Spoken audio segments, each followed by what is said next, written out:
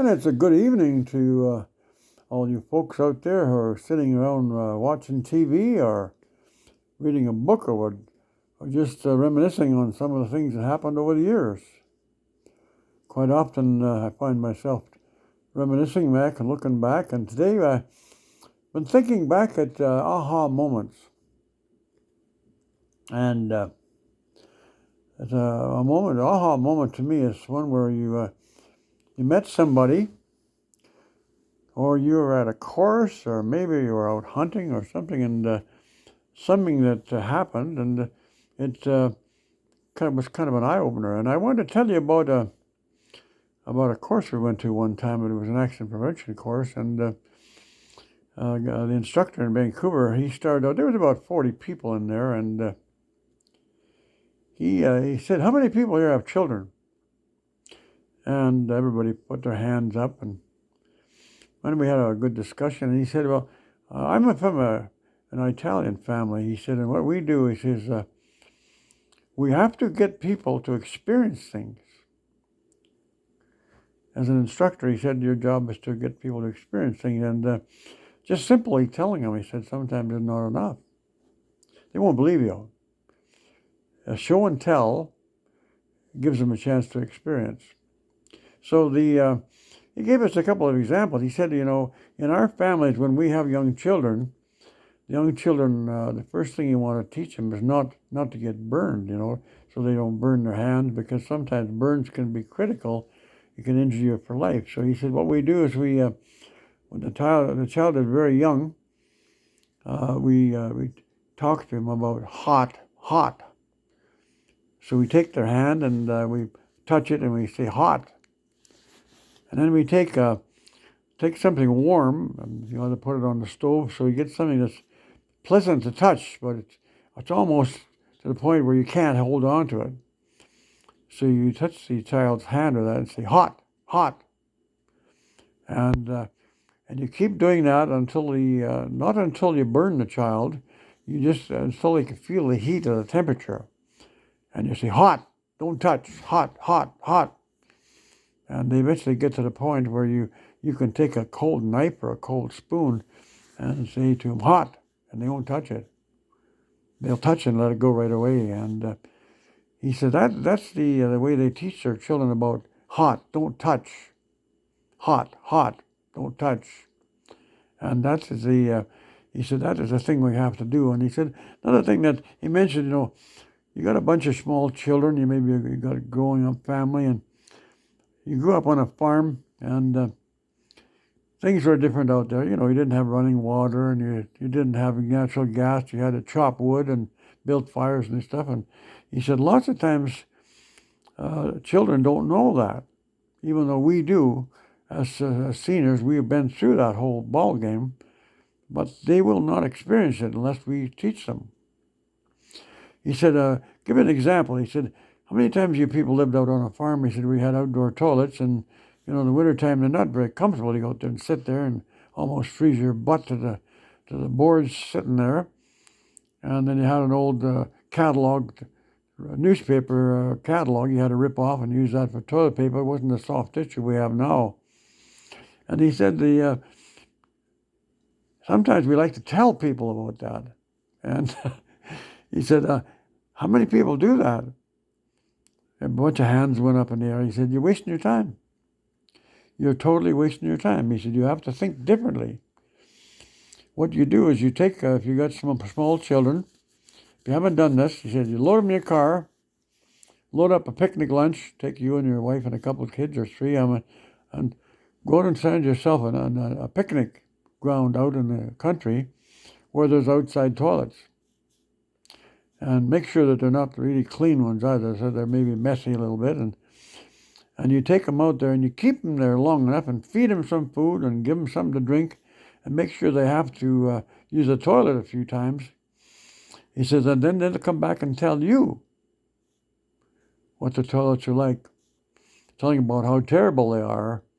And they will compare with how nice they have it at home then. Now they've had the chance to experience it. And that's the human experience.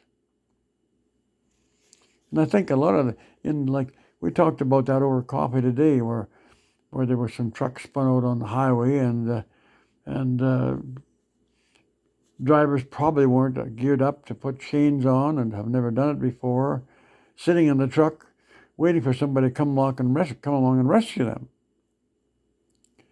And it kind of points out the fact that there's a good possibility that people who are driving the trucks have never had the opportunity to put a set of chains on, or maybe they have never owned a set of chains for a vehicle, never had a chance to put them on.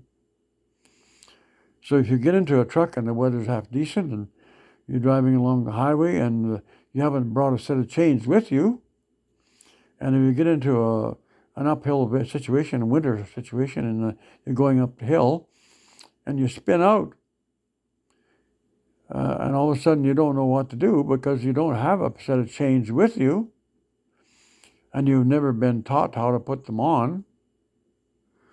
So it all becomes part of the training. And everybody, if we're going to travel in those kind of conditions, we have to be taught those kind of things. We can be self-taught. We can get some chains ourselves, and we can actually jack our truck up and learn how to put them on ourselves and teach ourselves to do those activities ourselves. But if we work for a company and nobody shows us that, as a driver, it's our responsibility to make sure that the vehicle has a set of chains with it in case we get caught along the road in a bad road condition. And from looking at the policing, if you have chain-up signs at the bottom of the hill, that doesn't absolve the person driving past the chain-up sign of performing the chain setup. Now, with the technology we have today, we have opportunity to put cameras up, all those sites where there's chain-up sites or brake check sites. There's no reason why we can't have chain-up cameras set up with those ones. So the vehicle is observed driving into the site, and a person doesn't stop and put chains on. You can see it. You have the license number of the vehicle, and you're watching the driver pull in and not put the chains on and drive right back out again. So that can become a policing operation later on. You can have a police car parked partly up the highway watching these guys to make sure they put their chains up and put chains on. That can be applied to adjusting brakes and also to putting on chains on vehicles and other driving obstacles. So, but I wanted to tell you about the touching the hot metal there. That was an interesting exercise. And there's so many things. You get an aha moment where a person has made a difference in your life, where they've taught you something. And I think I've taught you this one before, but I'm going to tell you about a guy by the name of Chris Zurza. He's a Telten native chap who worked up in the Good Hope Lake shop. We were putting a rear axle in a grader one day, and it was about 20 below, and Chris builds a fire out there, and we're sitting there eating our lunch, and all of a sudden this one of these camp robbers came down and squawked away, and Chris says to me, I should catch one of those birds for you. And I said, Chris, you're a hell of a mechanic, but I don't think you could fly. Maybe you can. He said, watch this, white man. He said, I'm going to throw a piece of bread out on the ground here, and don't throw any more food out for him, just for one piece. And he said, watch him pick it up and eat it. So he did that, and this bird flew down and picked up this piece of bread. And so he took another piece of bread and he put it between his fingers like this. And he just let enough bread stick out from the side so the bird could see it. And he put his other finger up on top, up like this. So he had the piece of bread caught between these two fingers, and he put his other finger up on top. So the bird flew up and lit on his top finger, and he put his finger down like that, and he says to me, there's your bird, right like that. And he held this bird up right in my face and said, there's your bird. And I said, my goodness, that's amazing. How did you do that? He said, you'd be surprised. He said, sometimes when we're out hunting, we go out hunting and we're hungry. We don't pack a whole bunch of stuff with us. We pack a little can that we can put some water in We have a couple matches so we can build a fire. And while we're hunting, if we get a moose or a deer, we have meat. We can cook that to survive. But in the meantime, you might walk for an hour or two and not have anything to eat. So if one of these camp robber birds fly up, you can simply take a piece of white paper or a cloth and do the same trick with them, or throw a piece of white bread down and catch them and then cook them up.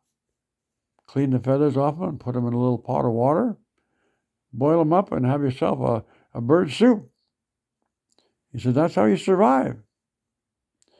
And that was an aha moment. And those kind of things we learn from people, we just don't forget them. Very nice. And we have to give thanks for people who are willing to share that kind of information with us. So I want you to think back in your lifetime now and see if there's anybody that you can think of right off who's actually shown you a simple trick like that we can share with other people, and we can enrich somebody else's life by telling them the story. And by us telling them a story, that opens up the door for them to return us story, and we become richer in society by sharing with each other of how we've learned, whether it's a hunting skill or whether it's a packing, whether we packed horses or hunted, or we picked strawberries or blueberries or went fishing, and something we've done like that, that's an activity that we can share with people and learn from society. So let's do what we can about sharing the aha moments with our friends and family over the next few days and meet again and talk about it. So have yourself a nice evening.